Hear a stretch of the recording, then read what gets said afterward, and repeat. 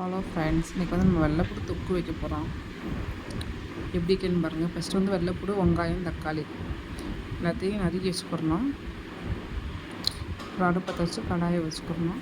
அதில் வந்து கடலெண்ணெய், நல்லெண்ணெய் உங்களுக்கு தேவையான அளவு ஊற்றிக்கலாம். நீங்கள் வெள்ளைப்பூடு எவ்வளோ அரைச்சி வச்சுருக்கீங்க அது மாதிரி ஊற்றிக்கலாம்.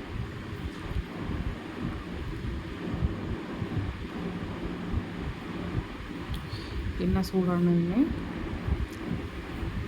நல்லா சூடாயிடுச்சு. வந்து தேவையான அளவு வெந்தயம், தேவையான அளவு கடுகு, உளுந்தம் பருப்பு நல்லா வெடித்து வரப்போ கருவேப்பிலை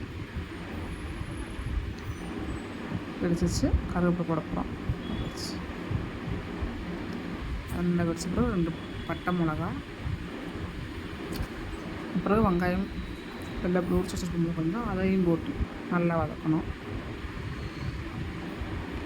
நல்லா வெங்காயம் பொன்னிறமாக வதங்கிற வரைக்கும் வறுக்கணும்.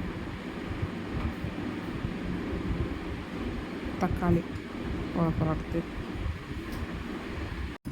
நல்லா வதங்கிடுச்சு. இப்போ வந்து நம்ம தக்காளி போட போகிறோம். தக்காளியும் நல்லா வதங்கணும்.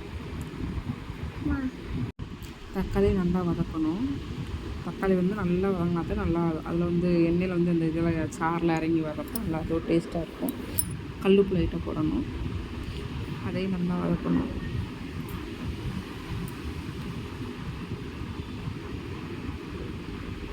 நல்லா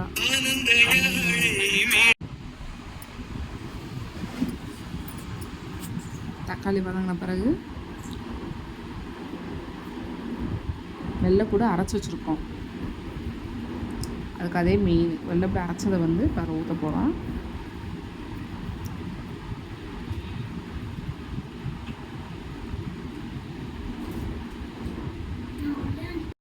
அதையும் நல்லா வதக்கணும்.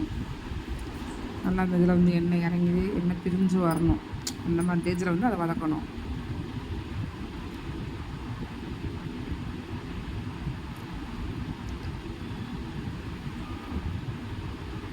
இந்த எண்ணெயிலேயே வதக்கி சுருள நல்லா வதக்கணும்.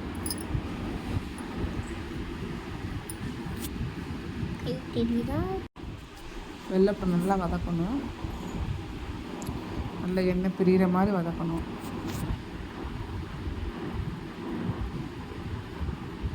வெளியென வந்தால் வெளிவேலந்தான், சொல்லி வைத்து போட்டால் இது கோலந்தான்.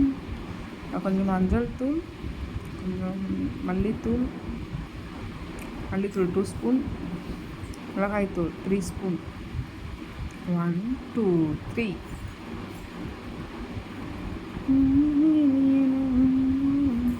இதையும் நல்லா வதக்கணும்.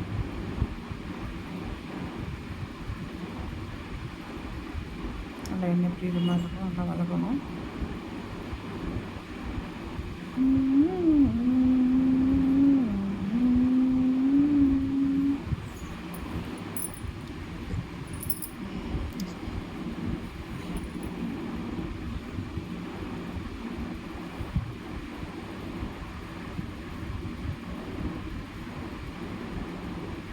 நான் வச்சு புளி கரைச்சி வச்சுருக்கோம், அதை ஊற்ற போகிறோம்.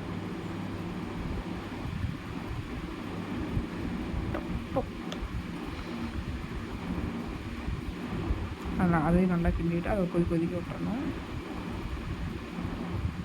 சூடாக புளி வெள்ளைப்பூடு தொக்கு வச்சு அதில் வந்து சுட சாதம் வச்சு சாப்பிட்டோம்னா அவ்வளோ மணமாக இருக்கும்.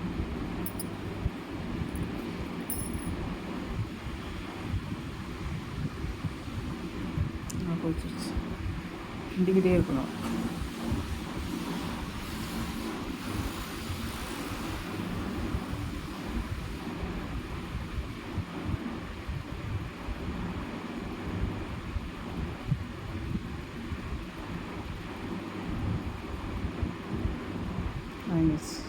பெப்பர் பொடி போடுறோம் லைட்டாக கொஞ்சம் போல். இந்த வாசனைகளுக்கு பெப்பர் போட்டோம்னா கொஞ்சம் நல்லாயிருக்கும். சளிக்கும் நல்லது.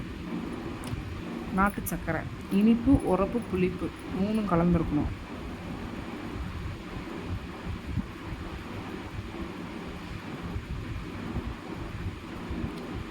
சுட சுட சாதத்தை போட்டு கிளறினோம்னா அவ்வளோ